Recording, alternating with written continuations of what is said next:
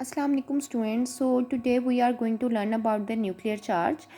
तो nuclear charge हमारे पास क्या है। सबसे पहले तो हम ये देखते हैं कि हमारे पास एक न्यूक्लियस है और उसमें जितने भी नंबर ऑफ़ प्रोटॉन हैं, जितने भी जी है जो कि एटॉमिक चार्ज को, एटॉमिक नंबर को, नंबर ऑफ़ प्रोटॉन को रिप्रेजेंट कर रहा होता है कि एक न्यूक्लियस में जितने भी नंबर ऑफ़ प्रोटॉन्स हैं वो हमारे पास उसका एटॉमिक नंबर है। तो अगर हम बात करते हैं न्यूक्लियर चार्ज की, तो हमारे पास सबसे पहले आता है कि एक्चुअली इनको डिस्कवर किस तरह किया गया। तो मोस्टली जो कि हमारे साइंटिस्ट थे उन्होंने सबसे पहले डिस्कवर किया गया कि हमारे पास तमाम के तमाम एलिमेंट्स, जितने भी एलिमेंट्स हैं प्रोडिक्ट टेबल के अंदर, उन तमाम एलिमेंट्स को उनके एटॉमिक नंबर के हिसाब से अरेंज किया गया। मतलब हर एलिमेंट में जितने भी एटॉमिक नंबर हैं, जितने भी नंबर ऑफ़ प्रोटॉन हैं, उनके हिसाब से उनको पीरियोडिक टेबल में अरेंज किया गया था। अब हमारे पास उन्होंने क्या किया कि in 1913 actually Moseley is working in the Rutherford laboratory and he discovered that every element has their x-ray spectrum. And उसने जब एक्सरे स्पेक्ट्रम, हर एलिमेंट का एक्सरे स्पेक्ट्रम देखा, तो उसमें उसने ये देखा कि हर एलिमेंट का जब एक्सरे स्पेक्ट्रम दिया जाता है तो हर एलिमेंट का एक्सरे स्पेक्ट्रम दूसरे एलिमेंट के साथ बिल्कुल सिमिलर है।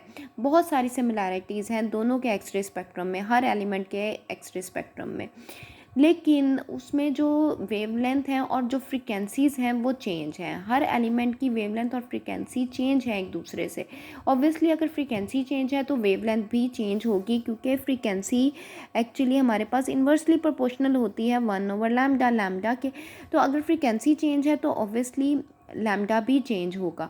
तो उन्होंने 45 एलिमेंट्स का एक्सरे स्पेक्ट्रम लिया और उन तमाम एक्सरे स्पेक्ट्रम को एक दूसरे के साथ उन्होंने कंपेयर किया।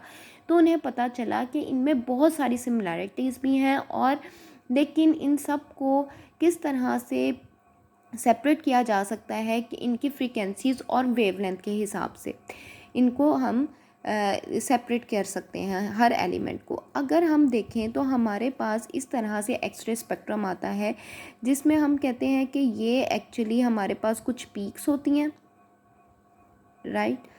और इस तरह से कुछ पीक्स होती हैं, इस तरह से हमारे पास एलिमेंट्स का एक्सरे स्पेक्ट्रम लिया जाता है, जिसमें हम कहते हैं कि ये हमारे पास इंटेंसिटी होती है और हमारे पास यहाँ पे जो है वो इनकी वेवलेंथ्स ली जाती हैं।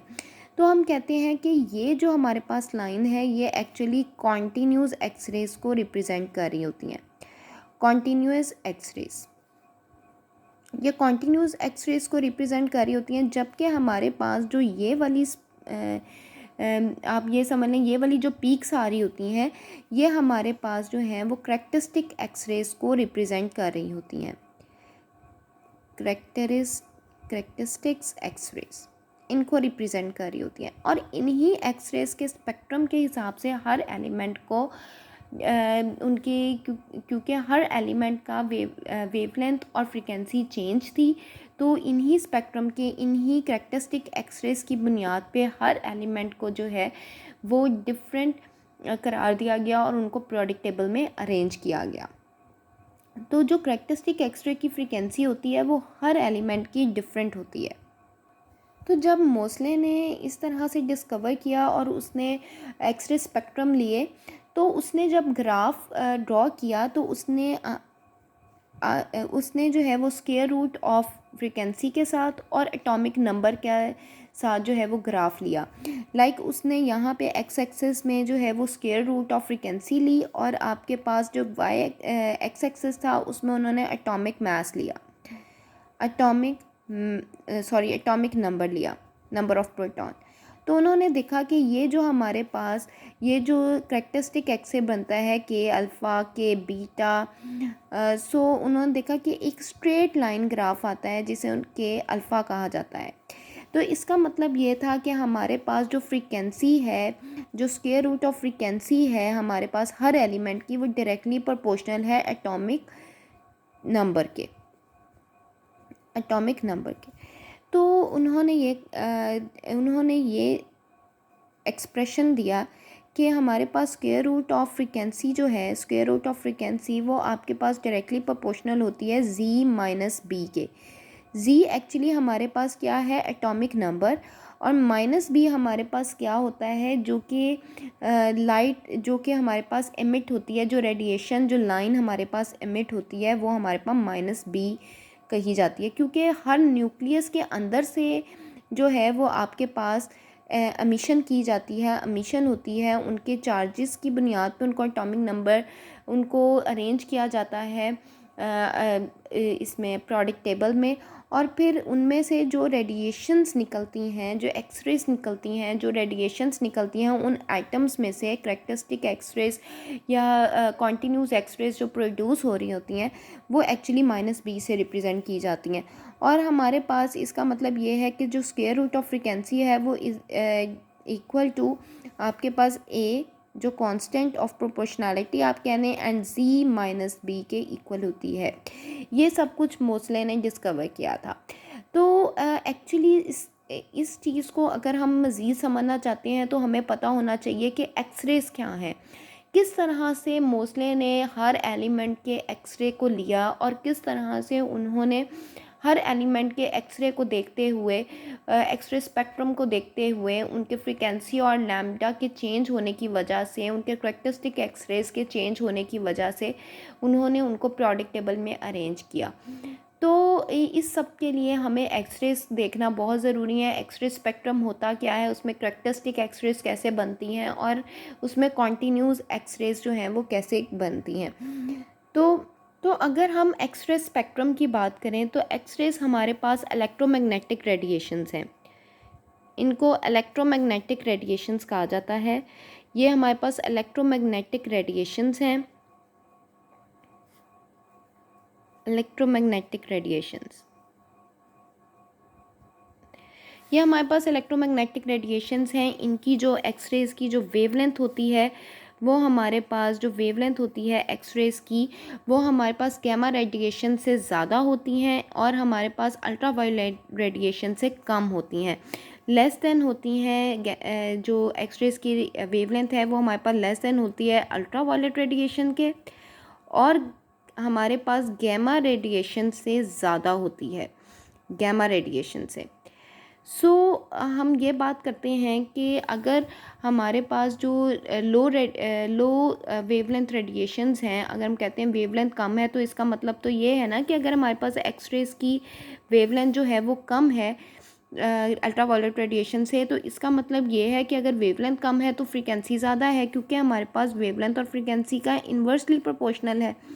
तो अगर फ्रीक्वेंसी हमारे पास वेवलेंथ कम है तो फ्रीक्वेंसी ज़्यादा है। तो हम ये कहते हैं कि अगर फ्रीक्वेंसी ज़्यादा है तो ऑब्वियसली इनकी एनर्जी भी ज़्यादा होगी। अगर इनकी एनर्जी ज़्यादा है तो इसका मतलब ये है कि एक्सरेज हमारी बॉडी के लिए हार्मफुल होती हैं। तो अगर हम एक्सरेज की वेलोसिटी की बात करें तो वेलोसिटी जो होती है, एक्सरे की जो वेलोसिटी होती है, वेलोसिटी ऑफ एक्सरेज, वो हमारे पास इक्वल होती हैं हमारे पास वेलोसिटी ऑफ लाइट के, वेलोसिटी ऑफ लाइट के। और आपको पता है कि वेलोसिटी ऑफ लाइट जो है वो आपके पास होती है 3 × 10⁸ मीटर पर सेकेंड। तो जो हमारे पास एक्सरे स्पेक्ट्रम की अगर हम बात करें तो हमारे पास जो रेंज होती है इसकी एक्सरे स्पेक्ट्रम की, जो एक्सरेज की रेंज होती है वो 10⁻⁻8 मीटर टू 10⁻⁻11 मीटर तक होती है। एक्सरेज एक्चुअली फोटॉन्स होते हैं, एक्सरेज जो हैं वो एक्चुअली फोटॉन्स होते हैं और ये हमारे पास अनचार्ज होते हैं, क्योंकि बंडल ऑफ लाइट होती है, एनर्जी होती है फोटॉन, तो हमारे पास हम कहते हैं एक्सरेज आर फोटॉन्स।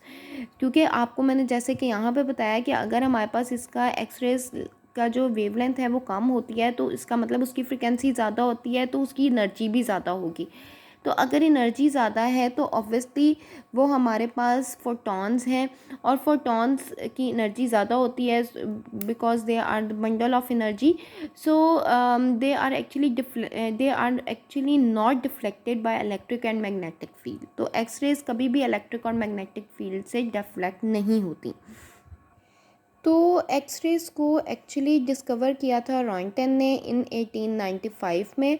और एक्चुअली एक्सरेज़ क्या थी, किस तरह से एक्सरेज़ प्रोड्यूस की गई कि हाई एनर्जी इलेक्ट्रॉन को, जो हाई एनर्जी इलेक्ट्रॉन होता है, हाई एनर्जी इलेक्ट्रॉन को फॉल करवाया गया था हाई एटॉमिक मास के ऊपर। इस हाई एनर्जी इलेक्ट्रॉन को फॉल करवाया गया था high atomic mass, sorry, high atomic number के ऊपर।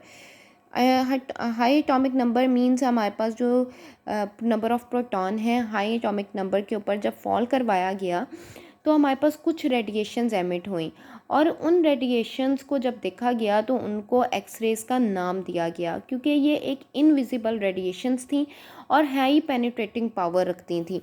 तो चूँकि ये हाई पेनिट्रेटिंग पावर रखती थी, इसका मतलब ये कि ये बॉडी में आसानी से जो है वो पेनिट्रेट कर सकती हैं, आसानी से बॉडी के अंदर जा सकती हैं। तो इसीलिए अगर आपकी कोई बोन फ्रैक्चर होती है या आप की कोई भी आपको प्रॉब्लम होती है, तो आपको डॉक्टर ये कहते हैं कि आप अपना एक्सरे करवाएं, क्योंकि एक्सरेज एक्चुअली इनकी फ्रीक्वेंसी ज़्यादा होती है, हाई एनर्जी होती है, इस वजह से ये बॉडी के अंदर आराम से पेनिट्रेट कर जाती हैं। तो इसको प्रोड्यूस करने के लिए, एक्सरेज को प्रोड्यूस करने के लिए we need highly energetic electrons. So for this they have some experiment. So now we are going to discuss about the experiment.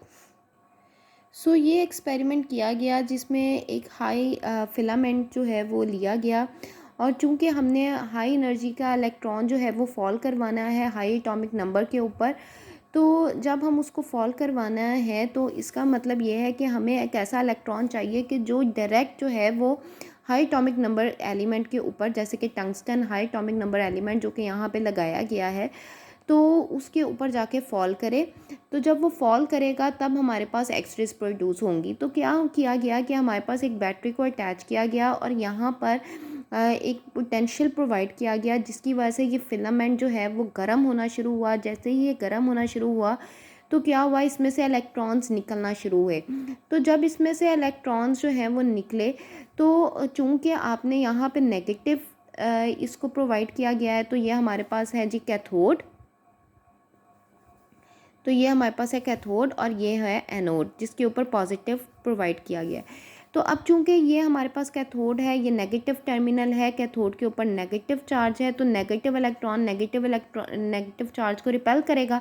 तो इसकी वजह से ये यहाँ की तरफ मूव नहीं करेगा, बल्कि ये सीधी बिल्कुल स्ट्रेट मूव करेगा। और जब ये बिल्कुल स्ट्रेट मूव करेगा तो ये जाकर हाई एटॉमिक नंबर के एलिमेंट के ऊपर जो है वो फॉल करेगा। जब इसके ऊपर फॉल करेगा तो क्या होगा कि यहाँ से एक्सरेज की रेडिएशंस प्रोड्यूस होंगी।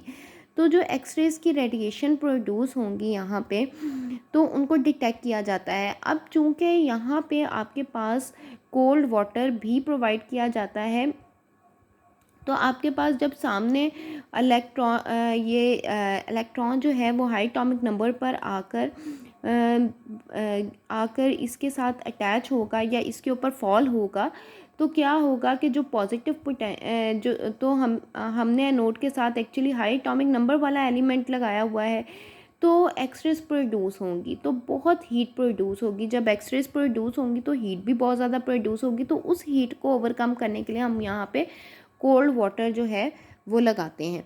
तो ये हमारे पास इस तरह से एक्सरेज प्रोड्यूस हुई। अब हमारे पास एक्चुअली अगर हाई एटॉमिक नंबर के ऊपर हम इलेक्ट्रॉन को फॉल करवाते हैं, तो एक्चुअली हमारे पास ये एक्सरेज निकलती कैसे हैं, कैसे बाहर निकलती हैं। तो उसके लिए हमारे पास एक्सरेज की दो टाइप्स आ जाती हैं, जिसमें हमारे पास एक तो आ जाती है कॉन्टीन्यूस एक्सरे, कॉन्टीन्यूस एक्सरेज, और दूसरी टाइप हमारे पास आ जाती है करैक्टरिस्टिक एक्सरेज।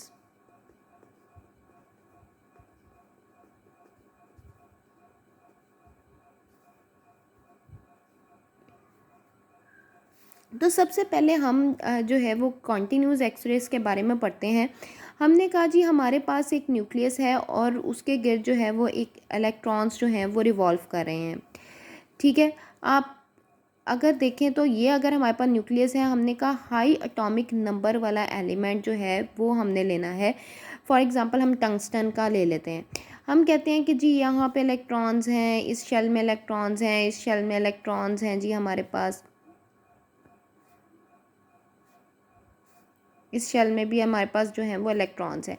अब हम कहते हैं कि हमने बाहर से हाई एनर्जी इलेक्ट्रॉन जो है वो यहाँ पर फॉल करवाना है। तो जब हम इस पे हाई एनर्जी इलेक्ट्रॉन जो है वो फॉल करवाएंगे तो क्या होगा, अगर तो इलेक्ट्रॉन जो है वो ड्यू टू कोलम्बियन इंटरेक्शन, मतलब आपके पास ज़ाहिर बात है ये इलेक्ट्रॉन जो है वो नेगेटिव है, ये आपके पास पॉजिटिव चार्ज है, ये अपनी तरफ इसको खींचेगा भी। जब हम हाई एनर्जी इलेक्ट्रॉन को फॉल करवाएंगे तो क्या होगा कि यहाँ पर चूँकि ये पॉजिटिव है, ये नेगेटिव इलेक्ट्रॉन है, तो ये हाई स्पीड के साथ यहाँ पे आ रहा था और आते आते ये जब इसके करीब पहुँचा तो क्या हुआ, इसने अपना पाथ जो है वो डाइफ्रैक्ट हो गया और हमारे पास यहाँ पर इसकी स्पीड जो है वो बहुत कम हो गई।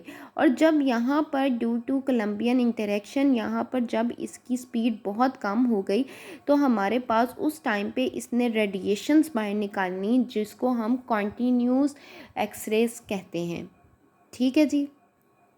तो जब भी हमारे पास जो चार्ज पार्टिकल है, जैसे कि ये इलेक्ट्रॉन है, जब भी वो स्लो डाउन होता है तो वो इलेक्ट्रोमैग्नेटिक रेडिएशंस एमिट करता है और उन रेडिएशंस को नाम दिया जाता है एक्सरेज रेडिएशंस। और ये कॉन्टीन्यूस एक्सरेज जो हैं वो निकलती हैं और इन्हें ब्रेमस्ट्रॉलिंग रेडिएशंस भी कहा जाता है, जो कि आप लोगों ने पढ़ा भी होगा कि ये ब्रेमस्ट्रॉलिंग रेडिएशंस भी इनको कहा जाता है। ठीक है। उसके बाद ये है जी कॉन्टीन्यूस एक्सरेज। अब हमारे पास आ जाता है जी करेक्टरिस्टिक एक्सरेज। करेक्टरिस्टिक एक्सरेज हमारे पास क्या होती हैं, इसी तरह अगर हम एक एटम की बात करते हैं, फॉर एग्ज़ाम्पल भी टंगस्टन का ही एटम है, तो हम कहते हैं कि ये हमारे पास चार्ज है, आपके पास न्यूक्लियस है। अब आपने एक इलेक्ट्रॉन गन के साथ एक हाई स्पीड इलेक्ट्रॉन को इस पर फॉल करवाया। अब आपको पता है कि यहाँ पे ये के शेल है, ये आपके पास एम शेल है, एल शेल है, ये आपके पास जो है वो एम शेल है और ये आपके पास जो है वो एन शेल है, ये आपके पास के शेल है, ये एल है, ये एम है, ये एन है। अब हम बात करते हैं कि आपने हाई एनर्जी इलेक्ट्रॉन को जो है वो इलेक्ट्रॉन गन से इसको फॉल करवाया। अब क्या होगा कि यहाँ पे भी इलेक्ट्रॉन्स मौजूद हैं, यहाँ पर भी इलेक्ट्रॉन्स मौजूद हैं। 2n² से हम इलेक्ट्रॉन्स निकाल सकते हैं कि किस शेल में कितने इलेक्ट्रॉन्स आएंगे। जैसे कि 2n² से हम फाइंड आउट कर सकते हैं, अगर पहला शेल है, के शेल है, तो हम कहते हैं फर्स्ट शेल है तो 2 इलेक्ट्रॉन आएंगे। अगर हम सेकंड की निकालना चाहते हैं तो इसमें हमारे पास जो है वो ये 2 शेल है, सेकंड शेल है, एल शेल जो है, तो इसका स्क्वायर हो जाएगा तो ये आ जाएगा 4 और 4 को 2 से मल्टीप्लाई करें तो 8। ठीक है। इसी तरह हम थर्ड का निकाल सकते हैं, 4 का निकाल सकते हैं। खैर, हम जब हाई एनर्जी इलेक्ट्रॉन को जो है वो फॉल करवाएंगे इसके ऊपर, तो फॉर एग्जांपल वो के शेल का एक इलेक्ट्रॉन को बाहर निकाल देता है। ठीक है। तो हमारे पास क्या होगा कि जब ये एक इलेक्ट्रॉन बाहर निकल गया तो अब यहाँ पे एक स्पेस, एक होल क्रिएट हो गया। जब यहाँ पर एक होल क्रिएट हो गया तो अब ये जो इलेक्ट्रॉन्स होंगे ये क्या करेंगे, ये यहाँ पर आएंगे इस होल को फिल करने के लिए। तो जब यहाँ से यहाँ पे एल शेल से के शेल में इलेक्ट्रॉन आएगा तो वो जो रेडिएशन निकालेगा वो होगा के अल्फ़ा। इसी तरह अगर एम शेल का कोई इलेक्ट्रॉन इसको फिल करने के लिए आता है तो होता है के बीटा, क्योंकि के शेल में आ रहा है। इसी तरह एन से आता है तो के गैमा। इसी तरह अगर एल शेल का इलेक्ट्रॉन निकलता है बाहर तो उसको ओवरकम करने के लिए जो बाकी इलेक्ट्रॉन्स आते हैं तो उनको भी L lambda, L beta, L gamma का नाम दिया जाता है। तो इस तरह से करेक्टरिस्टिक एक्सरेज बनती हैं और इस तरह से हम कहते हैं कि हर एलिमेंट का जो है वो एटॉमिक नंबर अगर डिफरेंट है तो उसकी करेक्टरिस्टिक एक्सरेज भी डिफरेंट होंगी। क्यों? क्योंकि हमारे पास जो है उसमें K shell, L shell, M shell, N shell भी होगा।